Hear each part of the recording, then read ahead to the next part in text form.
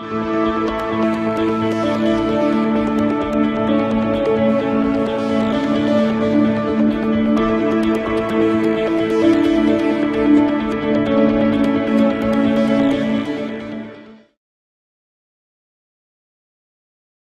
saya sudah lama mempelajari tentang Jakarta dan saya pernah menulis beberapa artikel tentang hal itu. Walaupun saya sendiri sebenarnya tidak berencana untuk menjadi kepala daerah di sini, ya. Jadi ide untuk maju ke pencalonan gubernur DKI itu baru tanggal 2 Februari 2016 yang lalu. Jadi baru sebulan lebih sampai sekarang ini.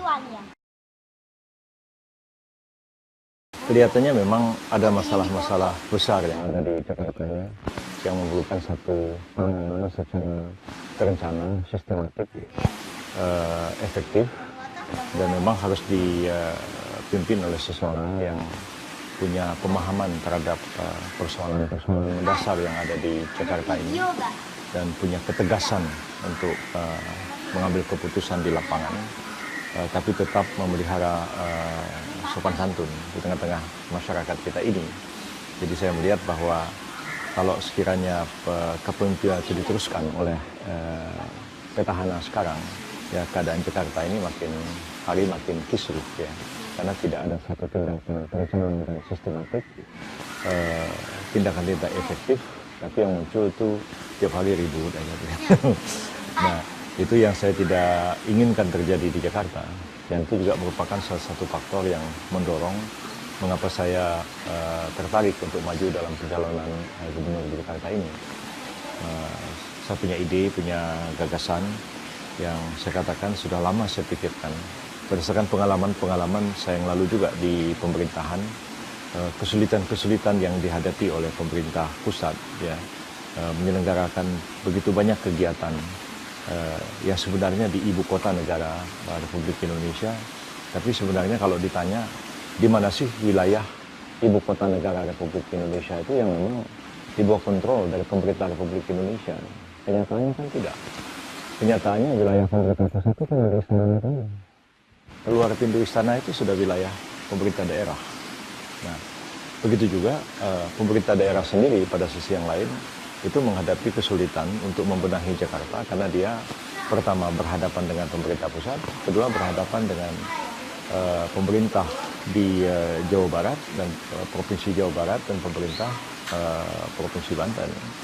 Nah, dan ini menyebabkan persoalan-persoalan mendasar di Jakarta, persoalan pemukiman, ya, apalagi sampai masuk ke sektor yang lebih kecil lagi, yaitu pemukiman kumuh, ya, masalah banjir, masalah sampah,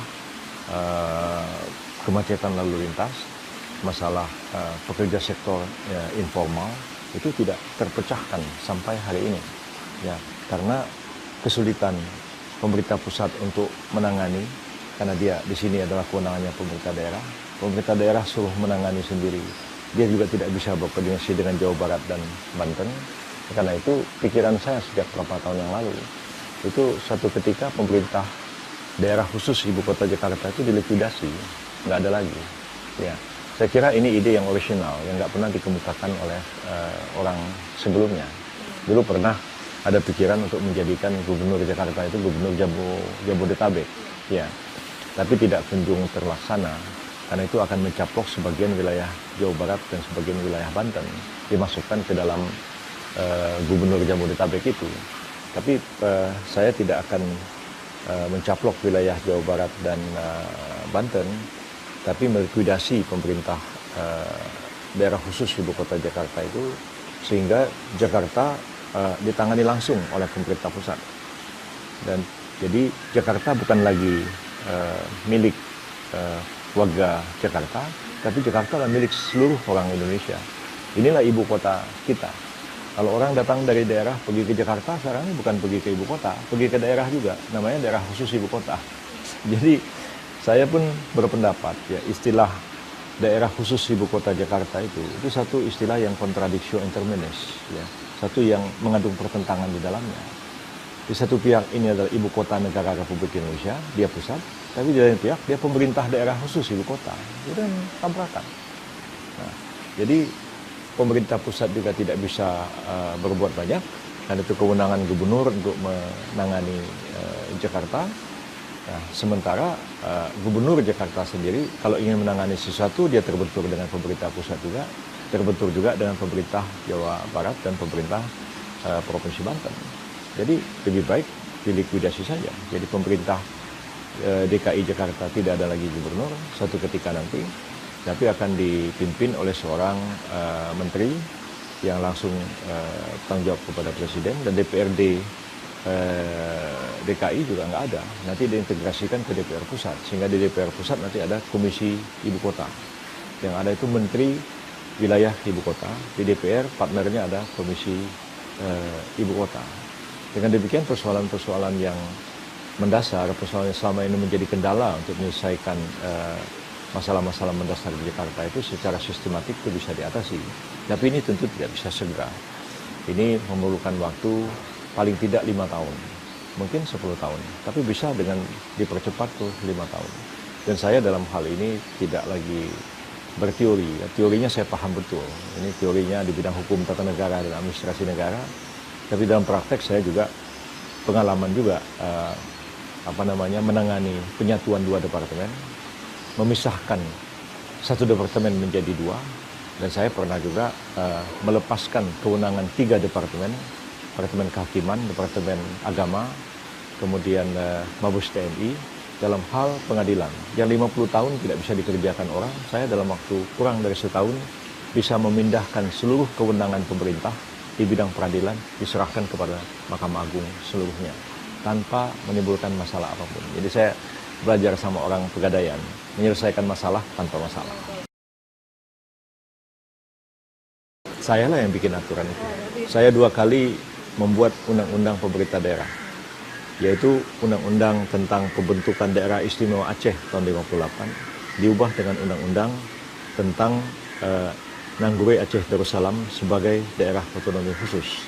Kemudian sesudah Helsinki, saya juga yang mengubah undang-undang itu menjadi undang-undang pemerintahan Aceh. Saya dengan Menteri Dalam Negeri pada waktu itu mewakili Presiden membahas rancangan undang-undang itu. Jadi kalau soal merancang undang-undang sih minta maaf, saya bukan saya sombong, barangkali sedikit orang yang punya pengalaman. Saya jadi Menteri Kehakiman membuat lebih 300 undang-undang. Dan saya menghadapi dengan DPR, termasuk undang-undang yang sekarang dipertahankan banyak orang. Misalnya undang-undang KPK, kan saya yang buat. Tiap kali orang mau rubah undang-undang KPK selalu dikatakan, oh akan melemahkan KPK, oh tidak setuju. Orang lupa kalau undang-undang itu waktu saya jadi Menteri Kehakiman, saya yang draft dengan Pak Romli, dengan Pak Gani dan lain-lain. Ya, kemudian kita sampaikan melalui Presiden ke DPR. Kita bahas dengan DPR sampai selesai, sampai membentuk KPK itu. Kedua, undang-undang PPATK, ya, undang-undang tentang perubahan undang-undang 3199 tentang tindak pidana korupsi. Ya banyak orang lupa aja. Kalau misalkan dilakukan seperti itu Pak, dari segi anggaran itu gimana? Langsung dari PBN? Nanti tidak ada lagi anggaran pemerintah DKI Jakarta, tidak ada lagi APBD. Yang ada adalah APBN. Posnya adalah pos untuk ibu kota. Sekarang ini kan anggaran pemerintah DKI itu kan sekitar 70 triliun. Ya. Tahun sekarang ini realisasi anggarannya terlalu rendah. Jadi kalau di skala 35 provinsi, Jakarta itu urutan ke-17. Ya, jadi tidak bisa juga dikatakan gubernur petahana sekarang hebat-hebat amat gitu, enggak juga. Ya. Kalau korupsi yang dirugikan negara, tapi kalau anggaran tidak terserap yang dirugikan rakyat. Ya. Saya ini rakyat Jakarta, saya sudah bayar pajak. Ya. Saya bayar pajak nggak tanggung-tanggung. Ya. Bayar pajak tanah aja saya 100 juta lebih satu tahun. Ya. Tanah rumah ini, ya lebih 100 juta satu tahun. Kemudian saya bayar mobil. Ada berapa mobil? Lebih juga 100 juta satu tahun. Belum itu, belum ini, belum itu, belum ini. Belum pajak pendapatan, belum pajak apa. Tapi pajak itu terkumpul uangnya di DKI, tapi uang itu tidak dibelanjakan. Ya rugi siapa? Ya rugi rakyat. Ya. Saya sih mungkin nggak terlalu tergantung, tapi uang pajak yang saya bayar itu mestinya kan bisa membantu orang-orang miskin, ya. bisa membantu kartu sehat, ya, kartu pintar, kartu macam-macam itu. Jadi saya sih oke aja. Jadi apa yang sudah dilakukan oleh Pak Jokowi atau dilakukan oleh Pak Basuki, kalau yang bagus ya terusin aja, nggak jadi masalah gitu. Bahkan ada yang dilakukan oleh pemerintah Pak Harto dulu, ya, saya mau hidupin lagi, posyandu. Nah, iya, posyandu itu kalau kita orang sekolah ketawa, ya enggak aja nih ibu-ibu bawa bayi, timbangannya pun kadang-kadang buat nimbang beras begitu, buat nimbang bayi, kelihatan lucu, ya. Tapi itu bagi orang kecil sangat-sangat berarti, ya. Ada pos pelayanan terpadu di kampung. Anak-anak itu kadang-kadang gigi rusak, ya. Lingkungan tidak sehat, dan macam-macam begitu. Jadi pelayanan KB tidak berjalan. Menurut saya pelayanan KB itu masih tetap perlu, ya, tetap perlu. Ini kan sejak reformasi ini kecepatan penduduk kita kan udah nggak terkontrol. Nah, jadi kalau saya sih posyandu yang zaman Pak Harto saya hidupin aja. Posyandu di kelurahan-kelurahan di mana-mana, di Condet mana-mana begitu kan, biarin aja begitu. Lucu-lucu juga orang kampung-kampung sedang ngobrol-ngobrol kumpul begitu. Nah, di samping ya kartu-kartu yang tadi. Nah, jadi yang paling penting kalau hal-hal seperti itu jamin saya akan teruskan. Jadi ibu-ibu nggak usah khawatir. Oh, nanti kalau milih Pak Yusril nanti nggak ada lagi nih kartu sehat, nggak ada lagi kartu, tetap akan ada. Karena itu kan sebagian bukan program pemerintah daerah, itu sebagian program pemerintah pusat. Nah, kalau dulu saya di pemerintah pusat itu uang pengalihan kompensasi subsidi BBM. Saya sebenarnya lebih mengedepankan pendidikan politik kepada rakyat. Ya. Ini ada sesama orang yang akan ikut dalam kompetisi pemilihan gubernur. Nah, saya ingin tunjukkan kepada rakyat bahwa mereka ini semua bukan musuh saya. Ya, beda sekali dengan apa yang dilakukan di medsos setiap hari menyerang saya habis-habisan dengan segala caci maki, kata-kata yang kasar. Kadang-kadang saya diisukan sara, padahal yang bikin mereka. Menurut saya tidak seperti itu politik. Saya ingin mencoba berpolitik berdasarkan etika. Artinya Pak Adiasa, Pak ini semua mau jadi gubernur. Saya datangi satu demi satu. Ya, kita ini sama-sama kawan. Kita akan maju, gimana kita bangun satu kompetisi yang sehat. Tidak saya anggap Anda ini musuh, kita anggap teman, bersama-sama. Lalu ditanya, apa Anda juga mau silaturahmi sama Pak Ahok? Oh silahkan, saya bilang. Saya sangat senang kalau Pak Ahok mau bersilaturahim. Kalau ketemu saya pasti ngomong pakai bahasa Cina, nggak akan ngomong pakai bahasa Melayu. Saya bilang kan, kita kata-kata aja. Ya, saya tahu saya ini akan menjadi penantang Pak Ahok, tapi saya dengan beliau ya bisa kongko-kongko, bisa bersahabat dan tidak perlu mengerahkan anak buah terus menyerang kompetitor dengan cara-cara yang sama sekali tidak pernah terjadi dalam sejarah Republik Indonesia. Mungkin di masa yang lalu tidak ada medsos kayak sekarang, zaman dulu pakai selebaran, adalah tahun-tahun 50-an tapi tidak mengerikan keadaan sekarang ini.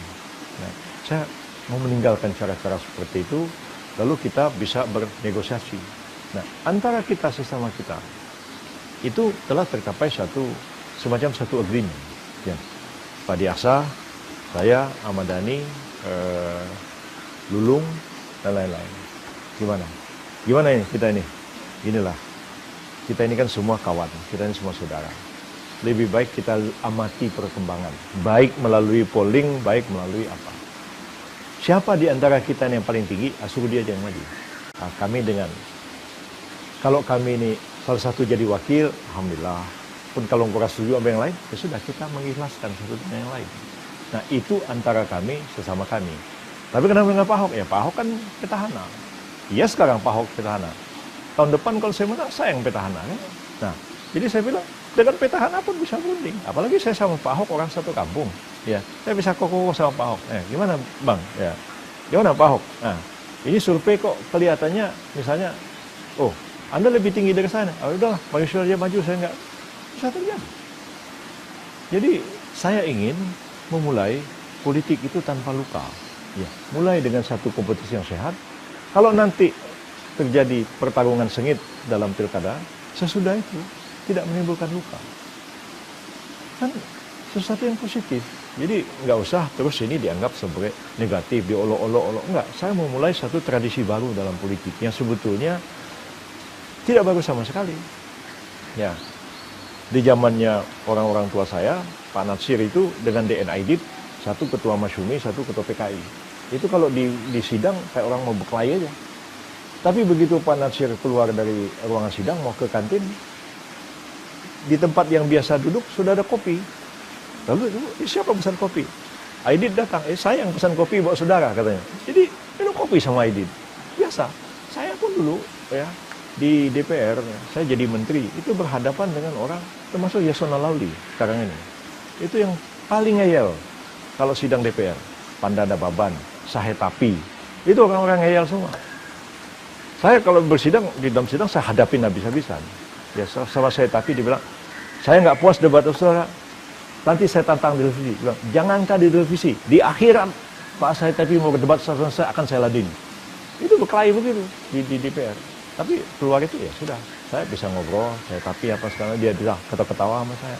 Jadi kita memulai sesuatu tradisi politik baru. Itu yang sebenarnya ingin saya bangun. Ini understanding antara sesama. Ya, understanding ini kan kita coba juga bawa ke partai politik. Ya. Hampir semua partai politik sekarang ini percaya sama dukun survei. Ya kan? Apa Anda pikir Jokowi itu akan didukung oleh Bu Mega begitu saja? Tidak. Karena semua tim survei mengatakan Jokowi paling potensial untuk menang jadi gubernur DKI, menang jadi presiden, Megawati. Jadi saya pikir semua ketua partai sekarang ini percaya sama dukun survei. Ya. Mungkin saya nggak terlalu begitu percaya, karena saya akademisi juga. Saya tahu bagaimana caranya meneliti, jadi saya nggak begitu aku yakin dengan penelitian yang dibuat orang, karena orang bisa juga merekayasa satu penelitian. Misalnya begini, kemarin itu Populi Center melakukan penelitian. Dia mengambil 800 sampel di 5 wilayah DKI minus Pulau Seribu. Nah, jadi dia menetapkan per wilayah, diambil orang. Katakanlah 100 dari Jakarta Timur, 100 Jakarta Barat, 100 itu. Lalu ditanyain, lalu kemudian random system, dia bagaimana cara menariknya, dia bilang margin error sekian. Kalau saya bilang, ini survei akal-akalan. Ya. Karena apa relevansinya daerah administratif tempat orang tinggal dan keputusannya menentukan pilihan pada siapa? Enggak ada urusannya.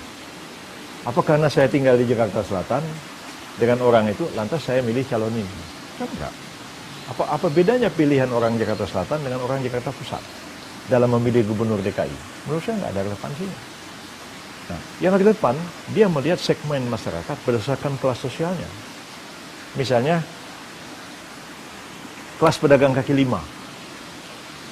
Kalau pedagang kaki lima di Jakarta ini katakanlah ada 500.000, kita ambil sampel 100 orang. Kalau kaki lima punya pedagang, Anda itu milih gubernur yang kayak apa? Itu lebih relevan. Pedagang kaki lima satu, ya kan? Tukang ojek, nah berapa? Pegawai negeri, tentara. Kalau pegawai negeri DKI, ya, ini ada Pak Yusril mau maju, ada Pak Ahok mau maju, ini. Pegawai DKI katakanlah ada 10.000, siapa yang Anda pilih? Kalau diambil satu sampel, dia bilang, oh saya nggak suka sama Pak Ahok, orangnya arogan, kita dipecat-pecat mulu, mending saya milih Pak Yusril. Dipilih 50 orang, itu mungkin menggambarkan keadaan yang sebenarnya. Seperti itulah kira-kira sikap dari pegawai DKI. Polisi, tentara, mahasiswa. Tapi kalau orang diambil sampel berdasarkan daerah gitu, menurut saya penelitian itu nggak menerangkan apa-apa. Ya, tapi bisa saja penelitian dibuat, Pak Ahok dapat 80%, Yusril cuma 6%. Nah, itu kan propaganda untuk mempengaruhi pemilih bahwa, wah, Pak Yusril gimana ya, kita milih percuma juga, dia cuma dapat 6%. Padahal itu tidak menggambarkan kecenderungan pilihan orang. Ya, saya bisa kritik itu ya karena kita akademisi juga, tahu saya caranya meneliti bagaimana. Itu juga salah satu kesalahannya dia. Ya, Pak Ahok kan sudah 4 tahun jadi wakil gubernur, jadi gubernur. Dan sejak Pak Jokowi jadi presiden, Ahok jadi gubernur. Ya. Sejak saat itu Ahok mulai start untuk dia maju sekali lagi, ya kan? Karena kan dia kan jadi gubernur kan tidak dipilih langsung, dia kan menggantikan Jokowi. Nah, nanti dia mau jadi gubernur betul-betul dipilih oleh rakyat, dia sudah bersiap. Lah saya itu mengatakan saya akan maju jadi gubernur tanggal 2 Februari. Mereka melakukan penelitian itu tanggal 18 Februari. Jadi kan saya cuma 2 minggu. 2 minggu dibandingkan dengan orang yang sudah 4 tahun. Dari segitu aja udah nggak benar cara mereka meneliti. Tapi sudahlah, dia bilang Ahok elektability-nya berapa persen? 96, saya 78. Ridwan Kamil udah di bawah saya waktu itu.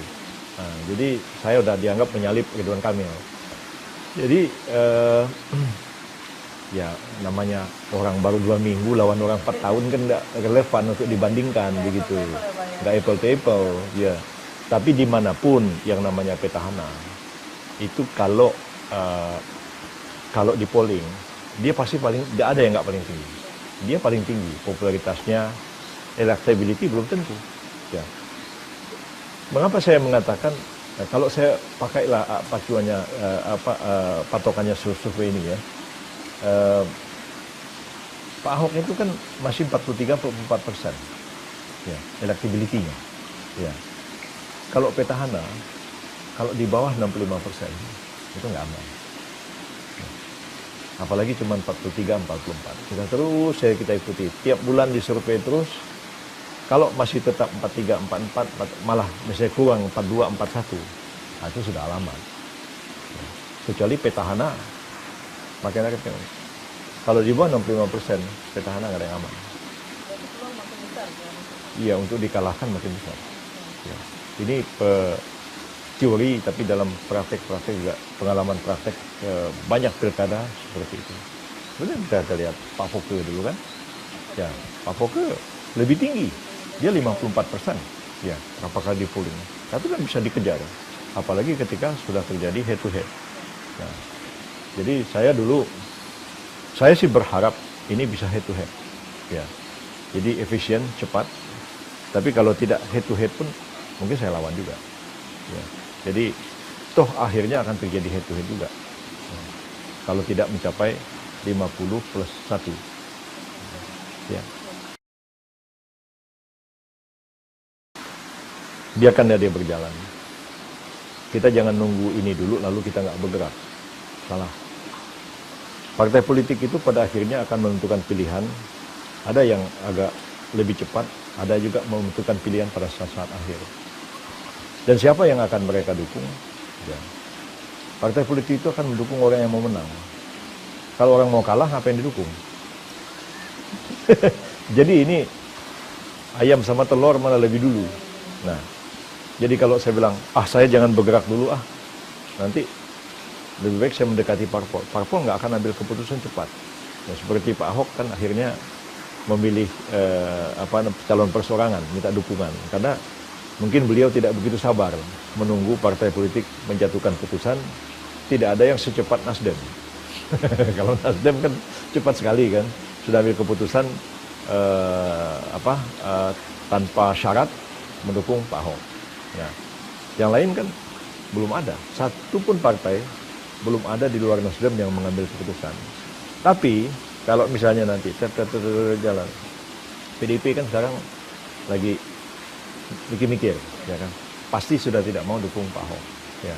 Sementara sekarang ini keadaan itu sudah mengerucut, opini itu sudah terbentuk. DKI ini pertarungan Yusril lawan Ahok, ya kan, sudah seperti itu. Opini itu sudah seperti itu. Nah, lalu pertanyaannya, apakah PDIP dalam waktu singkat bisa memunculkan calon ketiga yang bisa ngalahkan Yusril maupun ngalahkan Ahok? Tadi malam saya ketemu Ganjar. Gimana bos? Dengar-dengar ini dekatan-dekatan calon.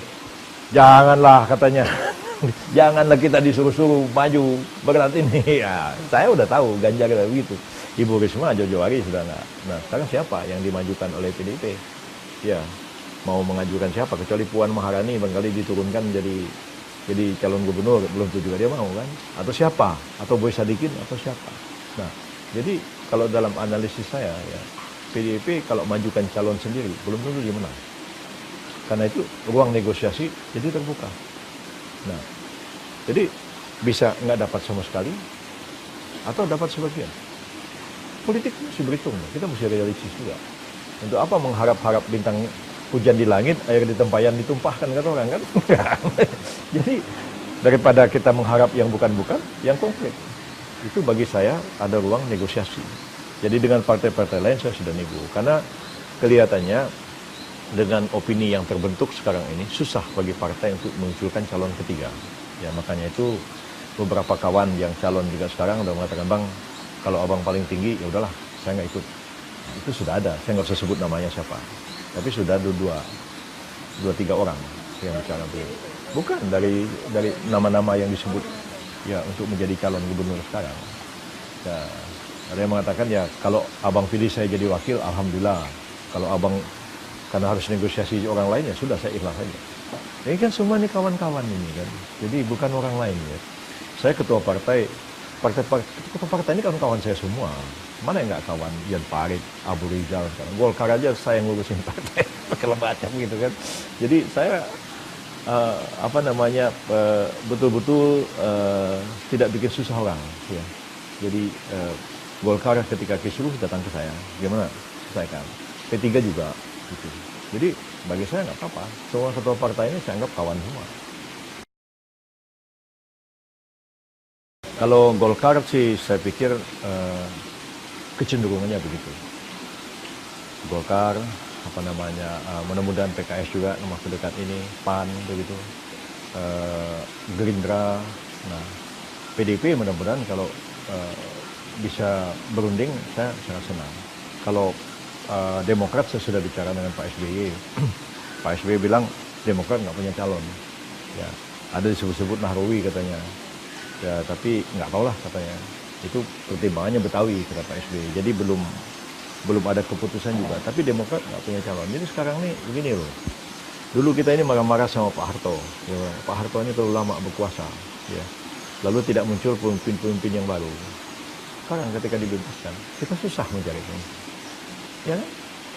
Kalau jadi presiden, saya sudah mengalami dulu. Bantuin SBY, nyusun kabinet. Mencari 35 orang untuk jadi menteri. Itu nggak gampang. Banyak orang sudah cuap-cuap ngomong tapi suruh kerja belum tentu bisa. Ya sudah, ya kita sudah banyak juga melakukan memberikan penjelasan, masukan dan segala macam. Ya kita berharap dalam waktu dekat ini beliau sudah mengambil keputusan. Tapi sudah pernah ketemu Pak?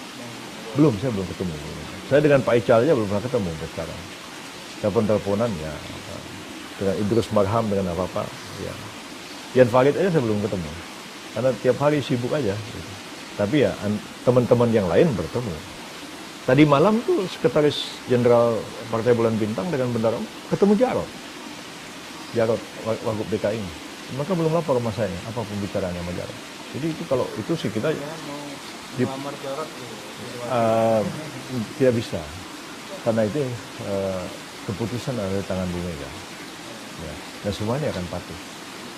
Ya, yang berani menolak tuh Bu Risma. Bu Risma kan disuruhnya dia menolak, dia nggak mau. Apalagi dia baru terpilih wali kota Surabaya, dia suruh maju ke DKI, berat bagi dia kan. Dan dia sudah mengatakan dia nggak mau. Ganjar, ya, tadi malam sudah ketemu sama saya, berat ya berat. Ya saya terima aja. Boy Sadikin atau Pak Jarod ataupun anak Ibu Mega sendiri yang laki-laki itu kan. Bagi saya nggak apa-apa. Saya itu bekerja sama dengan orang itu nggak masalah. Ya. Sekian lama saya bekerja sama dengan orang itu nggak konflik. Ya. Konflik itu orang ketiga. Itu yang jadi masalah. Bagi saya problem itu adalah elektabilitas. Ya. Mungkin kalau orang kenal sih saya pikir sebagian besar orang kenal. Gitu. Jadi kecuali orang nggak pernah nonton TV kan kali gitu kan. Jadi banyak upaya kita lakukan. Ada pendekatan terhadap tokoh-tokoh ya, di Jakarta ini, ormas-ormas, lembaga-lembaga pengajian dan lain-lain begitu. Tapi juga ada yang memang saya terjun langsung ke masyarakat. Misalnya saya jalan ke kampung-kampung, ya orang belusukan, saya bilang enggak. Saya di situ disuruh orang jadi khotib sembahyang Jumat, ya, jadi imam sembahyang Jumat lalu bicara sama masyarakat. Jadi nggak bisa dibilang saya ngikutin Jokowi. Setahu saya Jokowi nggak pernah jadi khotib. Jadi beda dong jadi itu ada satu cara yang bagus ya. Saya tidak memanfaatkan masjid untuk kampanye. Tapi masyarakat itu senang. Pak Yusril datang sini nanti jadi khotib kayak, oke saya datang gitu. Jadi banyak hal-hal seperti itu dan kita mencari dialog dengan masyarakat itu untuk mengetahui keadaan yang sebenarnya. Apa sih pikirannya mereka? Bukan seperti hasil research kita, tapi mendengar mereka apa dan itu juga memberikan harapan kepada rakyat dan kemudian memberikan solusi terhadap persoalan-persoalan yang mereka hadapi. Jadi sebenarnya dari dulu banyak persoalan tanah, apartemen dan lain-lain di Jakarta ini dibawa ke saya selesaikan juga. Bahkan pada waktu itu Pak Jokowi pernah suruh mereka nemui saya. Kalau satu apartemen di mana begitu di Jakarta Barat begitu. Ada masalah, mereka suruh saya tangan. Yang paling banyak sih masalah kesempatan kerja. Ya. Masalah kesempatan kerja, nganggur, masalah kesehatan yang tidak memadai, dan masalah pemukiman. Di samping itu banyak hal-hal yang negatif seperti masalah narkoba dan lain-lain. Intinya memang masalah, ya intinya sih kalau satu kata ya masalah kemiskinan. Banyak masyarakat kita itu yang secara pendidikan sebenarnya belum siap, ya. Terutama mereka yang hijrah dari daerah ke Jakarta, yaitu misalnya pedagang sektor informal. Ya, kalau kita bandingkan kita dengan Thailand, itu beda jauh. Thailand itu sektor informalnya jalan, tapi banyakkan orang berdagang baju, souvenir, gitu-gitu. Di sini kaki lima itu pasti dagang makanan yang paling banyak. Nah, makanan ini mau tidak mau kita perlu, ini bagi saya menarik. Ya. Saya suka masak, suka belanja ke pasar tradisional. Kaitannya dengan pembenahan pasar tradisional. Ini pedagang, supply and demand barang-barang ke situ. Itu yang saya mau perbaiki, tingkatkan. Kedua itu adalah kuliner itu. Ya. Kuliner kita ini kan nggak jalan. Ya. Ada yang dibuat sama apa itu namanya, Sarinah apa itu yang di Blok M itu. Tapi caranya itu nggak sesuai dengan kultur orang Indonesia. Karena di basement itu kan ada apa namanya itu kayak food center gitu, apa namanya? Pasaraya. Tapi saya aja berapa kali mau makan, nggak jadilah. Karena bikin susah orang gitu. Ya. Orang datang ke situ, mau konten nggak? Oh, Anda beli dulu kartu di situ. Nah, dan kartu itu juga nggak benar. Karena kartu itu mengambil hak uang orang yang nggak jelas gitu. Kalau saya beli kartu 100.000, saya pakai, saya nggak boleh. Kalau saya cuma belanja 50.000, minta 50.000, nggak dikasih. Mesti disisain 10.000. Nah, 10.000 itu kan sama kayak karcis tol juga. Saya nggak mau makan hak orang gitu. Kayak kita beli karcis jalan tol kan begitu. Nggak bisa dihabisin kan. Masih disisain 10.000. Nah kalau 1 juta orang beli, kali 10.000, berapa uang? 1 triliun. Nah ini kan nggak benar cara-cara begini. Jadi cara-cara seperti itu nggak sesuai dengan kultur Indonesia. Saya ini sangat ingin sekali kultur Indonesia itu dipertahankan. Itu kan kultur kapitalis orang Singapura dibawa-bawa ke sini ngapain gitu.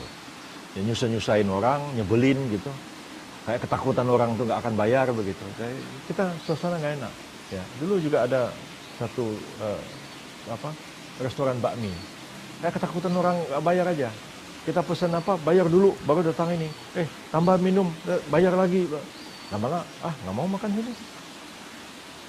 Itu, minta sambal tambah, bayar lagi dulu. Kan kesel orang begitu kan. Lu takut banget orang nggak bayar, emang lu kira gua apa kan gitu kan. Nggak sesuai dengan kultur orang Indonesia. Kita mau makan situ kan mau senang-senang. Kalau dibikin tersinggung, ngapain kita mau makan situ? Nah, itu yang terjadi. Jadi, ini begini. Saya suka makan street food, tepi jalan. Persoalan di Jakarta ini tidak ada standar higienis. Ya, saya dulu senang sekali makan di Muara Karang. Saya beli ikan di pelelangan, saya bawa ke tukang jual ikan, masak-masak itu. Dia belah ikannya, dia ini, saya bilang, ini dibakar, ini digoreng, ini dia kerjain. Senang sekali makan. Satu hari, saya mau cuci tangan ke tempat dia masak. ikan yang saya beli itu diinjek-injek sama tikus. Sejak itu saya nggak mau lagi datang ke tempat itu. Pemerintah DKI pernah nggak melakukan kontrol? Mendidik pedagang kaki lima makanan ini loh standar higienisnya. Bukan soal standar halal nggak halalnya, tapi persoalan higienis atau tidak. Siapa yang jamin orang makanan tepi jalan itu sehat? Nah, pemerintah Jakarta melakukan satu bimbingan terhadap itu dan dia bisa declare. Jakarta jadi street food, silakan Anda datang ke Jakarta, Anda bisa makan di yang ada kan cuma di Pasar Menteng, ya kan? Tapi itu pun nggak karuan juga, ya. Pedagangnya saling rebutan, saling satu sama lain. Baru kita duduk, udah 10 orang nawarin, kita pun udah sakit, kepala bagaimana? Belum mau makan, gereng pengamen, bolak-balik. Suasana itu tidak nyaman. Ya, bukan saya ngusirin pengamen. Ada saatnya pengamen itu harus gini. Ya, bagaimana pedagang di situ sesama dia tidak saling serobot sehingga orang datang di situ bingung. Ya, udah semua nawarnya ini mau biarlah orang duduk di situ, terserah dia mau milih yang mana. Nah, ini kita itu tidak memberikan pendidikan yang cukup kepada orang-orang kecil. Ya, padahal kompetisi yang semacam itu tidak sehat. Kalau dia diberikan guidance, bimbingan, mungkin. Nah, itu salah satu sektor yang sangat penting untuk dilakukan. Dan di samping itu juga sektor-sektor pekerjaan lain yang tadi saya katakan, pembelaan saya terhadap pasar tradisional, pedagang ini, itu sangat penting dalam rangka kemandirian ekonomi kita. Jadi saya agak berbeda dengan polisi pemerintah pusat sekarang ini, terlalu banyak open kepada investasi asing, bahkan restoran boleh buka 100% loh sekarang. Nah, apalagi perikanan juga begitu. Cold storage boleh buka 100%. Nah, sementara saya ada membela perkara kapal Thailand dituduh tidak nasionalis. Pemerintahnya buka open semua kepada asing, bilang justru nasionalis. Ngerti saya. Itu kalau itu semua saya kembalikan kepada rakyat. Kalau rakyat menghendaki seperti itu, saya mau bilang apa? Nah, seperti saya katakan tadi, kita ini kan krisis pemimpin. Ya. Khawatirnya saya kalau krisis pemimpin itu seperti wayang Jawa itu Petruk jadi ratu. Kan begitu. Udah nggak ada lagi orang yang pantas, udah Petruk kamu aja jadi ratu, kacau balau negara. Nah, ini yang saya katakan paradoks demokrasi. Ya. Ketika dibuka, ternyata tidak semua siap. Nah, jadi sekarang ini partai politik itu menghadapi krisis leadership, termasuk saya juga. Nah, kemarin aja pencalonan gubernur DKI, ada gubernur dari Palembang nyalon di sini. Ini datang wali kota dari Solo datang ke sini. Lu orang Jakartanya sendiri mana yang siap untuk jadi gubernur? Seperti apa nggak ada lagi. Nah, yang muncul Pak Foke sama Nahrawi, sama-sama orang Betawi lagi kan. Jadi nggak strategik juga begitu kan. Nah, jadi menurut saya sih, kalau memang itu terjadi dan rakyat menganggap oh itu pantas, bagi saya itu mendorong saya untuk bekerja lebih keras dan lebih cepat. Ya. Kalau sekiranya memang saya dalam waktu 2 tahun orang bilang oh sukses, ya, mengapa tidak? Jokowi aja cuma 1 tahun orang nggak persoalkan, kenapa saya 2 tahun orang malah dipersoalkan? Ya. Mungkin saya bisa berbuat lebih banyak ya, dalam waktu cepat, ya, dan setelah itu wakil bisa jadi. Tapi kalau saya tidak merencanakan itu, saya tidak merencanakan itu dalam tahap ini. Saya maju, saya mau selesaikan urusan Jakarta ini. Saya pikir begini, membenahi negara itu harus dari ibu kotanya. Jadi Jakarta ini cerminan dari Indonesia pada umumnya. Nah, kalau Jakarta ini semeraut begini, ya selama itu juga orang berpendapat seluruh Indonesia juga semeraut. Nah, tapi kesemerautan Jakarta itu tidak bisa ditangani oleh pemerintah pusat. Kan itu kewenangannya gubernur DKI. Ya, saya dulu jadi ketua panitia Konferensi Asia Afrika kedua. 106 kepala negara datang ke Jakarta ini. Saya mikir gimana yang ngaturnya ini. Kita ngatur segala macam. Mengapa saya bilang begitu? Karena saya jadi Mensesnek, wilayah saya itu cuma istana itu aja. Keluar dari istana itu sudah wilayah DKI.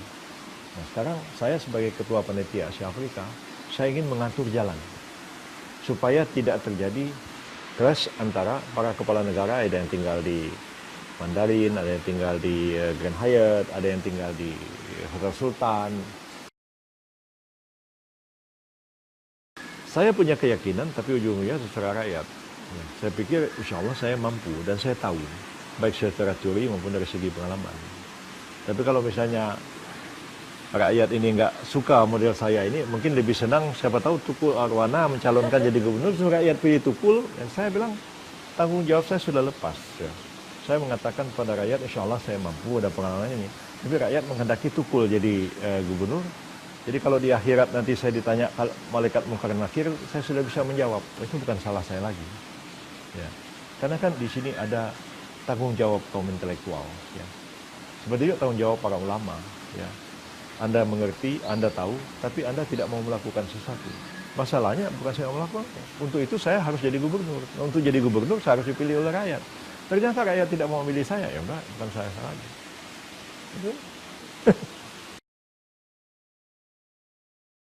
Kalau saya itu tidak pernah menjadikan politik itu satu-satunya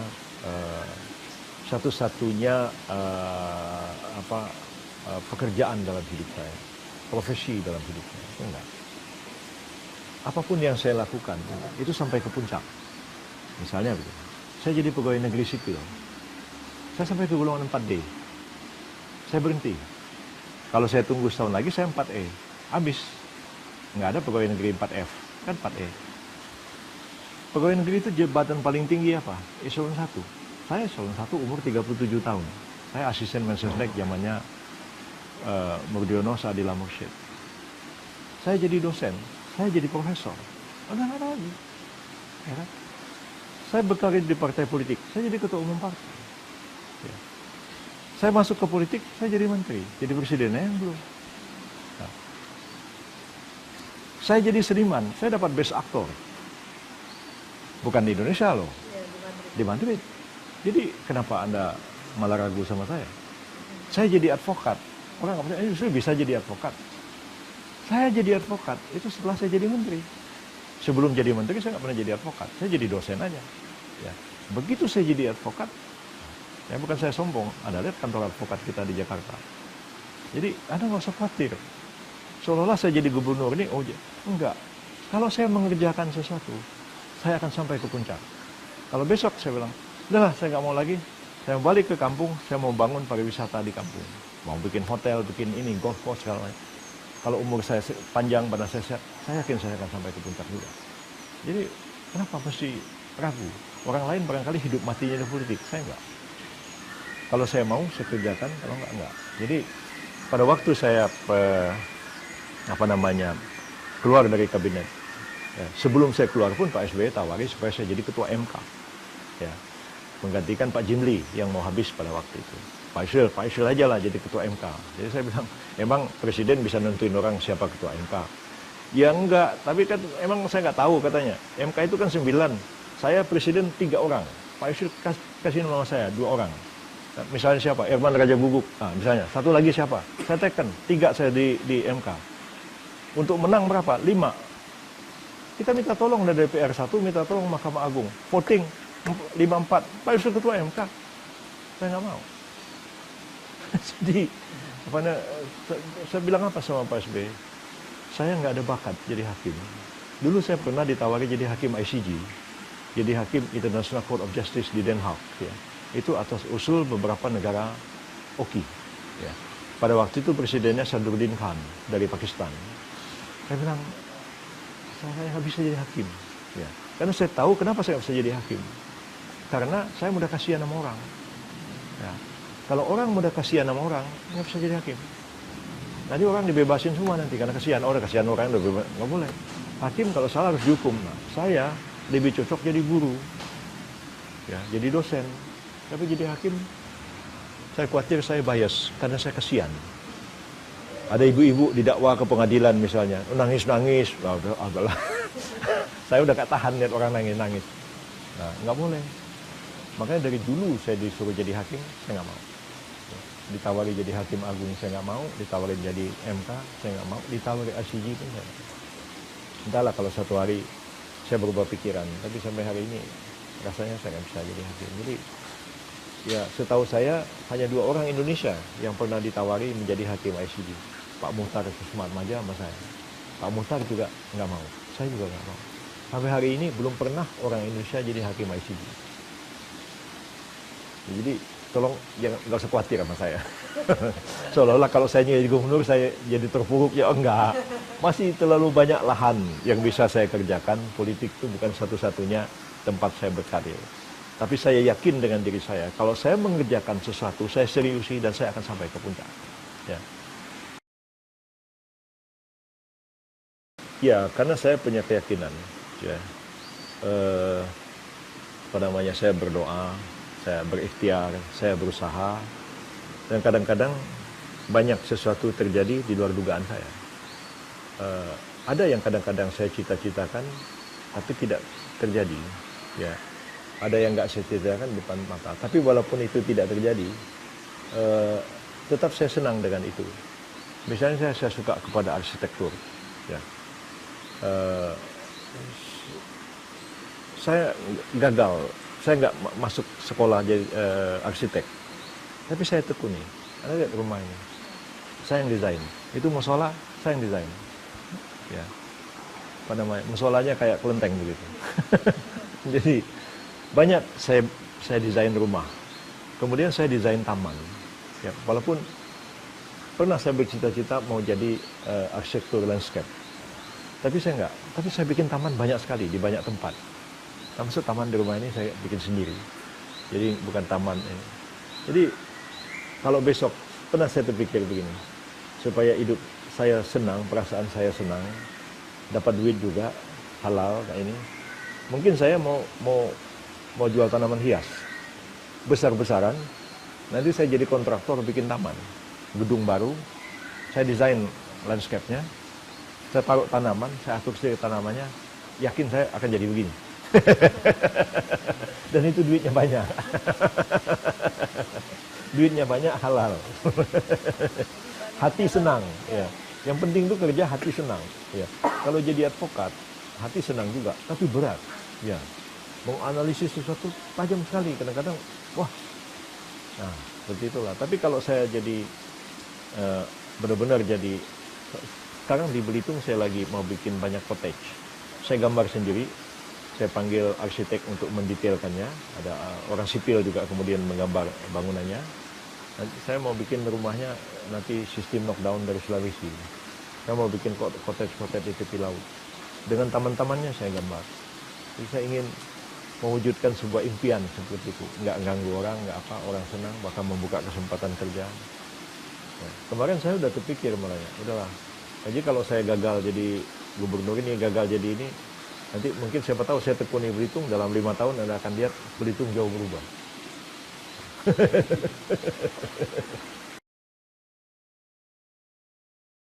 Tujuh aja, tinggal malah senang.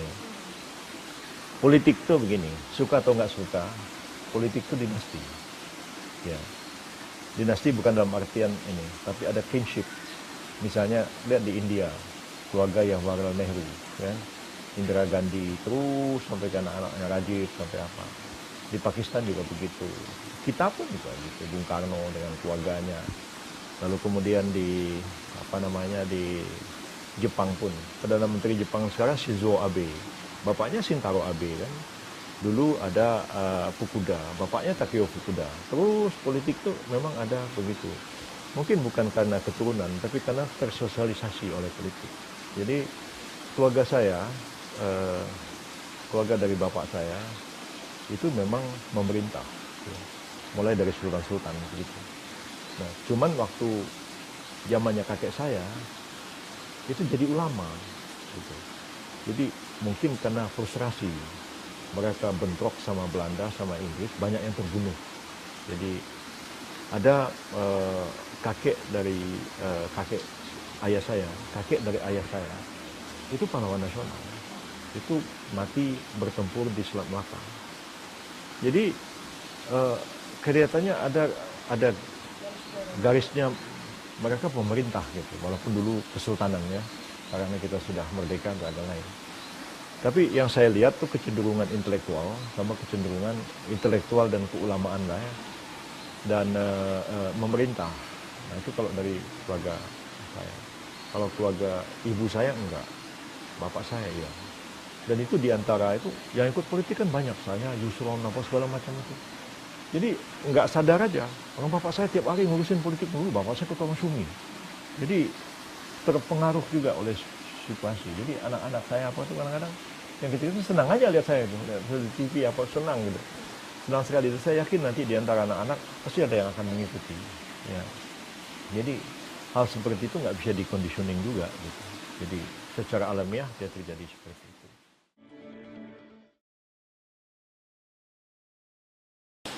Saya nangani perkara perusahaannya Pak Yusuf itu, mungkin ada 9 kali, nggak ada satupun kalah. Semua menang. Ya, perusahaan itu punya keluarga Pak Yusuf. Ya. Terakhir kita menang itu lawan Awang Faruk. Itu ini kasus Bandara Samarinda. Itu menantu Pak Yusuf yang kerjakan. Tiba-tiba kontraknya diputus sama Awang Faruk.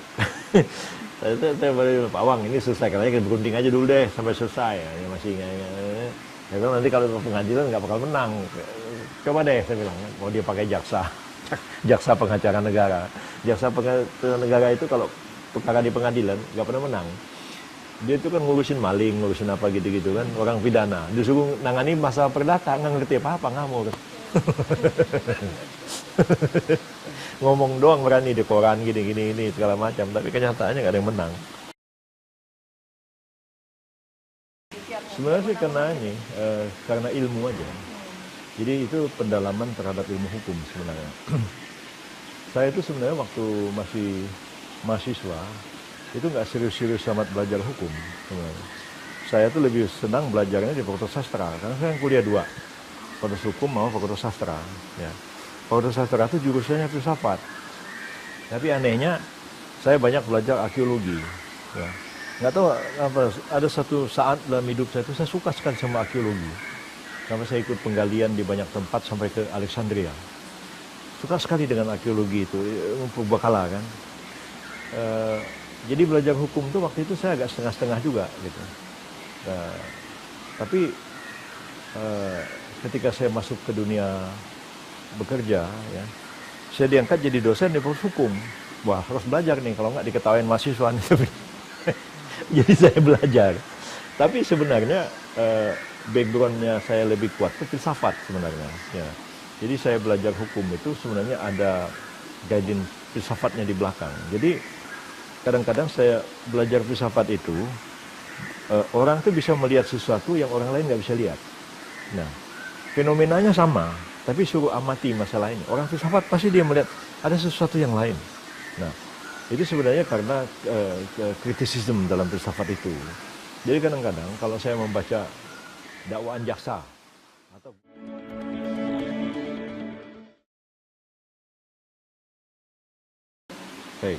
jadi kita mulai dari kemacetan lalu lintas. Ya.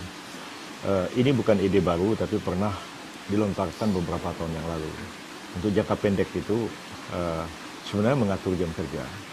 Ya, jam kerja terutama menyangkut pekerja swasta dan pekerja pemerintah, TNI, Polri. Gitu. Sebenarnya begitu banyak orang di jalan itu karena jam kerja yang bersamaan. Jadi kalau jam kerja itu swasta misalnya mulai kerja jam 9, jam 10, itu nggak apa-apa. Ya. Saya di kantor jadi advokat, ya. Klien itu baru datang ke kantor jam 10. Ya. Kalau saya datang ke kantor jam 8 juga nggak ada klien datang. Ya. Jam 10 baru kita mulai start kerja. Makin sore makin banyak orang datang. Nggak apa-apa kalau kantor swasta itu kerja jam 10 sampai jam 6. 8 jam juga sehari. Tapi kalau pegawai negeri, katakanlah dia masuk jam 8, ya pulang bisa lebih cepat. Jam 8 bisa, jam 3 sudah pulang. Nah, jadi diatur seperti itu diuji coba. Dalam waktu singkat itu bisa mengurangi kepadatan lalu lintas. Kemudian dalam waktu yang cepat juga, ya tidak dapat dikatakan ini program menengah. Dalam waktu 6 bulan sampai 10 tahun. Dalam 6 bulan sampai setahun. Yang saya lakukan, saya mau mengajukan rancangan perda kepada DPRD itu tentang pembatasan kendaraan masuk wilayah-wilayah jalan-jalan tertentu, kecuali mereka membayar. Tapi itu harus disetujui oleh DPRD, karena setiap beban pajak, pungutan dan lain-lain itu tidak bisa dilakukan gubernur sendiri kan, dia harus bersama-sama dengan DPRD. Maksud saya begini, kita mengenal jalan-jalan protokol, ya, mulai dari jalan Singamangaraja, jalan Sudirman, jalan Tamrin, terus jalan Gajah Mada, Hayamuruk, misalnya jalan Gatot Subroto yang begitu panjang, dan jalan-jalan yang lain. Kita bisa mengatakan bahwa kendaraan tidak boleh lewat di sini, ya, kecuali dia dikenakan stiker khusus. Nah, stiker khusus bayar. Katakanlah misalnya kendaraan jenis ini, ya kita berunding lah sama DPRD. Misalnya disetujui misalnya kendaraan, Mercedes-Benz misalnya, oke, bayar 1 juta 1 bulan. Mobil ini bayar 500.000, mobil ini bayar 300.000. Nah, orang akan berpikir, daripada saya nggak bisa melintas semua jalan, saya bayar aja. Tapi tidak bisa membuat ganjil genap. Ganjil genap di Manila dilaksanakan. Tapi saya ngolok-ngolok orang Filipina, saya bilang, coba kalian gugat ke pengadilan. Pasti pemerintahnya kalah. Kenapa? Karena orang membayar pajak kendaraan bermotor, PKB, itu kan untuk 1 tahun. Kalau kendaraannya itu hanya bisa dipakai 6 bulan, pajaknya kembali dong. Pasti kalah pemerintah di pengadilan. Di sini pun kalau digugat, pasti kalah pemerintah. Nah, itu kita hindari. Nah, jadi supaya pendapatan pemerintah daerah sekarang ini itu tidak berkurang. Tidak berkurang, tetap seperti itu. Tapi dengan cara tadi itu, kendaraan menjadi berkurang, ya, karena bayar, dan uang bayar itu, ya, itu dikolek melalui APBD untuk mensubsidi kendaraan umum. Nah, kendaraan umum itu mulai dari bus sampai taksi, sampai yang paling murah lagi. Nah, ini sebenarnya mudah saja. Kalau uang itu sudah kolek, dalam waktu 3 bulan atau 6 bulan, saya bisa umumkan kepada rakyat, mulai hari ini bis Transjakarta misalnya turun 50% tarifnya. Dari mana bayarnya 50% itu? Ya, uang pembayaran stiker untuk lewat jalan-jalan tertentu tadi. Bisa ada pemberian pengadaan bus-bus baru lebih banyak. Bahkan taksi di Jakarta bisa kita subsidi. Ya, taksi bisa disubsidi. Nah, kadang-kadang 50% turun. 6 bulan lagi 25% turun lagi. Sampai satu ketika, mungkin dalam jangka waktu 1 tahun, orang naik bus itu udah gratis. Yang bayar siapa? Orang kaya bantu orang miskin. Jadi orang yang kuat membantu orang yang lemah. Kalau seperti itu, bis Transjakarta, bis kota di Jakarta itu gratis. Ada bus-bus baru dibeli dengan uang ini. Ya, ngapain sih orang mau naik motor? Ya, naik motor itu kan mengerikan juga. Ya. Nah, pemerintah harus mulai bersikap tegas membatasi kendaraan seperti ini. Kenapa? Di Jakarta ini asal punya KTP DKI, ya, kredit motor tanpa jaminan, bayar 500.000 1 bulan. Akhirnya sepeda motor banjir di Jakarta ini. Sepeda motor banjir itu tidak hanya berdampak kepada keselamatan jiwa, ya. Orang kita kadang-kadang kan ibu-ibu di belakang gendong anak, bapaknya naik motor, di depannya ada lagi 1 anak kecil. Itu kalau kesenggol kan, padahal negara itu harus melindungi segenap bangsa. Jadi jangan sampai terjadi kecelakaan seperti itu. Negara harus concern dengan soal-soal seperti ini. Nah, tapi juga motor itu memberikan kontribusi besar kepada kemacetan, itu satu sisi. Yang ketiga, secara nasional banyaknya sepeda motor itu menghabiskan BBM. Ya, BBM ini kita import sekarang ini. Kita bukan lagi negara eksportir, kita sudah importir. Dan import BBM itu menyedot banyak devisa dan itu mengganggu stabilitas moneter. Karena di sini jual bensin kepada masyarakat, beli di pom bensin pakai uang rupiah. Dan setiap hari uang itu harus ditukar ke dolar untuk membayar minyak yang kita impor. Itu mengganggu neraca pembayaran, mengganggu moneter, bahkan juga bisa mengganggu cadangan devisa kita secara nasional. Jadi ini pelan-pelan ya, sinergi pemerintah dengan daerah dengan Jakarta dengan pusat itu pelan-pelan harus mengembangkan kendaraan listrik ya, motor listrik misalnya itu lebih murah. Nah, mungkin kita akan mengatakan motor pakai bensin nggak boleh lewat sini, tapi motor listrik boleh. Orang kan lama-lama beli motor listrik. Nah, motor listrik itu lumayan juga, polusi kurang, ya lebih murah, dan jadi akan berkurang kendaraan seperti ini. Jadi saya prinsip itu jangka menengahnya. Kemudian jangka panjangnya, ini pembangunan transportasi terkait dengan wilayah pemukiman. Nah, Jakarta ini lahannya tidak banyak. Secara kultur masyarakat kita itu tidak terbiasa tinggal di apartemen. Orang Singapura atau orang di Hong Kong, Shanghai, Kuala Lumpur itu pelan-pelan dididik untuk bisa tinggal di apartemen. Ini tidak bisa tiba-tiba loh. Jangan orang lain, saya aja. Saya pernah tinggal di apartemen, saya stres. Ya, karena kita orang kampung. Orang kampung ini nginjak bumi, ada ayam, ada kambing, segala macam di situ. Tiba-tiba tinggal di atas begitu, saya stres. Ya, saya nggak bisa saya tinggal di apartemen. Ya, karena saya bukan generasi muda, saya generasi yang sudah lama. Mungkin kalau generasi baru, anak-anak muda umur 25 tahun baru kawin, tinggal di apartemen, itu oke. Nah, anak-anaknya sudah terbiasa. Tapi kalau generasi muda saya nggak bisa. Nah, tapi kalau dibiarkan pembangunan rumah di sekitar Jakarta ini, rumah RSS, rumah BTN tipe 21, tipe 36, tipe 45, itu lahan makin tersedot habis. Sawah makin habis. Itu juga berpengaruh kepada banjir, ya, dan lain-lain. Karena itu sebenarnya pemerintah Jakarta ini harus membangun rapid train. Nah, rapid train itu menghubungkan Jakarta dengan kota-kota sekitar.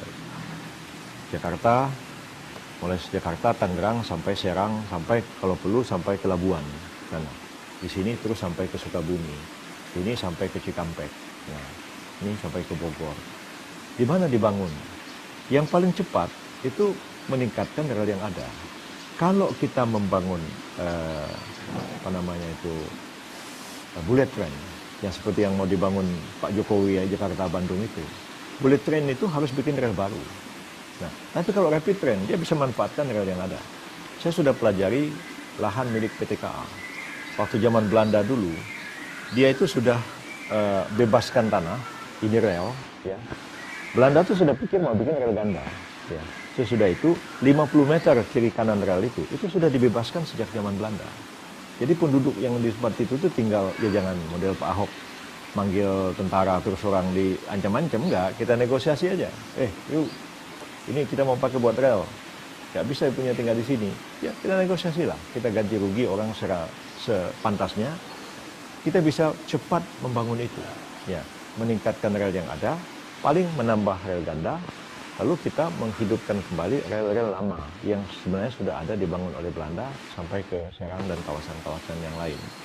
Kalau zaman Belanda dulu ya, Semarang itu rel kereta api itu sampai ke daerah-daerah sekitar, sampai ke Kudus. Karena masih ada stasiun di Kudus, masih ada. Tadi nggak ada yang pakai lagi. Jepara, semua ada kereta api. Di kampung saya, di Belitung, itu ada kereta api. Ya, sampai tahun 54, kereta apinya masih jalan. Padahal zaman itu berapa banyak sih orang mau naik kereta api. Nah, tapi Belanda sudah bangun infrastruktur. Nah, kita kan celakanya yang Belanda bikin kita hancurin. Ya, datang pemerintah ini, yang orde baru kita hancurin. Kan gitu kan. Nah, jadi padahal itu tidak perlu. Jadi saya pikir kalau connecting rel itu dibangun, sebenarnya yang paling bagus ya, ini jalan tol. Katakanlah jalan tol Jakarta Merak, jalan tol Jakarta sampai Cikampek, sampai Bogor. Sebenarnya kalau didesain jalan itu, kereta api itu ada di tengah-tengah, dia tidak akan mengganggu jalur hijau. Asal kereta apinya tinggi. Ya. Matahari tetap masuk, taman tetap jalan di tengah. Nah, itu yang saya pikirkan. Nah, kalau di sisi kanan jalan mungkin masalah juga ya, karena ganggu penduduk dan lain-lain. Tapi kalau di tengah rel itu adalah, di tengah jalan tol itu adalah untuk kereta api. Monorel aja, satu rel aja. Itu sudah sangat banyak membantu, tidak mengorbankan lahan, tidak mengganggu taman, tidak mengganggu penghijauan, asal tinggi. Nah, problemnya kan Kak, jalan arteri ini terlalu pendek, lalu matahari nggak masuk. Nah, masalah gitu. Apalagi di belakang sini, Jalan Bangung, belakang rumah saya ini. Aduh, bikin jalan layang masuk. Itu atasnya itu masuk halaman rumah orang semua. Jadi kayak rumah saya ini di atasnya ini jalan, kan celaka. Nah, jadi gimana kita membangun yang manusiawi? Jadi kalau ada rel seperti itu dengan rapid train, dijamin orang, ya, dari Serang sampai ke Gambir, dijamin 20 menit sampai. Ngapain orang mau tinggal di Jakarta?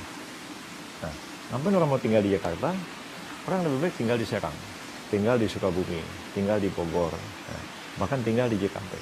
Dari Cikampek dijamin setengah jam sampai Gambir, misalnya. Atau dari Cikampek, jamin setengah jam sampai Jatinegara. Dari rumah saya ini, kadang-kadang, ke kota Kasablanka di Kuningan, itu 3 jam baru sampai. Sekarang ini setengah jam orang sampai. Orang, ngapain tinggal di Jakarta? Ngapain capek-capek di mobil stres? Duduk-duduk aja di kereta api sampai. Tapi kereta apinya itu disubsidi oleh negara. Jadi tidak seperti yang omongannya salah seorang tokoh yang mengatakan, oh kalau kereta api cepat Jakarta-Bandung dibangun, ya katanya nanti ya orang kerja di Jakarta jam 4 sore sudah jalan-jalan sama anak-anak. Iya, tapi kereta apinya itu 400.000 sekali jalan. Jadi bolak-balik 800.000 sebulan 24 juta. Mana ada orang gaji 24 juta mau kerja di Jakarta tinggal di Bandung. Nah, itu ngomong kosong aja itu. Jadi orang itu nggak mikir, asal ngomong aja. Nah, kita harus memikirkan ini. Kos transportasi misalnya dari Merak ke Jakarta, kos transportasinya berapa? Ya, kalau 100.000, katakanlah 200.000 harusnya dia bayar. Pemerintah bisa, mereka kita subsidi 50%, berarti cuma bayar 100.000. Berarti 100.000, berarti 200.000 satu hari. Nah, 200.000 satu hari itu pun masih mahal. Bisa sampai 6 juta satu bulan. Nggak mungkin juga. Berapa subsidi yang harus diberikan oleh pemerintah? Jadi kalau saya berpendapat berbeda dengan pemerintah sekarang yang mau menghapus subsidi dalam segala hal. Tidak mungkin. Di Jepang kereta api itu pun disubsidi. Jepang, apalagi kita. Jadi subsidi itu tetap ada karena negara kita ini bukan negara liberal, tapi bukan juga negara sosialis, tapi kira-kira tengah-tengah antara keduanya. Jadi saya berpendapat bahwa transportasi itu disubsidi. Baik orang kaya mensubsidi orang miskin maupun negara mensubsidi rakyatnya sendiri. Jadi kalau tren itu pengembang akan tertarik untuk membangun wilayah-wilayah pemukiman baru. Katakanlah misalnya dari Cilegon ke Jakarta itu ada 4 kali pemberhentian. Tiap kali berhenti berapa menit begitu, entah 3 menit. Di situ pengembang silakan dikembangkan kota. Jadi saya pikiran itu begini, saya kalau jadi pemerintah ya, saya tidak ingin pemerintah itu keluar banyak-banyak duit. Ya. Kalau saya prinsipnya pemerintah itu adalah merumuskan public policy, pemerintah itu regulator, pemerintah itu garantor terhadap suasana investasi yang kondusif. Nggak perlu keluar duit banyak. Ya. Katakanlah misalnya saya mau bikin airport, ya, di mana mau bikin airport di Belitung misalnya. Ini kalau saya pemerintah pusat, oke, saya bisa aja kerja sama swasta.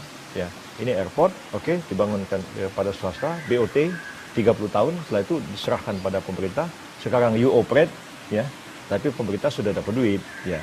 Katakanlah 3 bulan, dia untung nggak untung, dia bayar pada pemerintah berapa dari keuntungan dari airport tadi. Nah, kalau udah 30 tahun, itu sudah punya sepenuhnya, sudah punya pemerintah. Banyak, negara mau. Ya. Dan sekarang Anda pergi ke Surabaya, airport Surabaya, ada prasasti, dibiayai dengan pinjaman pemerintah Jepang. Pinjaman itu, pinjaman ini, pinjaman ini. Padahal kalau kita kreatif, ya, pemerintah itu nggak perlu banyak minjam. Saya ini paling nggak suka berutang. Saya ini orang kampung, jadi tradisional. Ya, bapak saya bilang, ibu saya bilang, kamu kalau bisa hidup jangan berutang. Nah, jadi saya tradisional.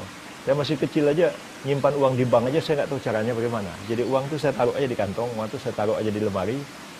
Hati-hati. Jadi sebenarnya jangan terlalu banyak utang. Nah, tapi ya utang kita ini udah besar sekali. Jadi kalau nanti saya jadi gubernur atau jadi presiden, ya satu hari akan pusing kepala saya mikirin gimana caranya bayar utang yang ditinggalkan oleh pemerintah-pemerintah sebelumnya.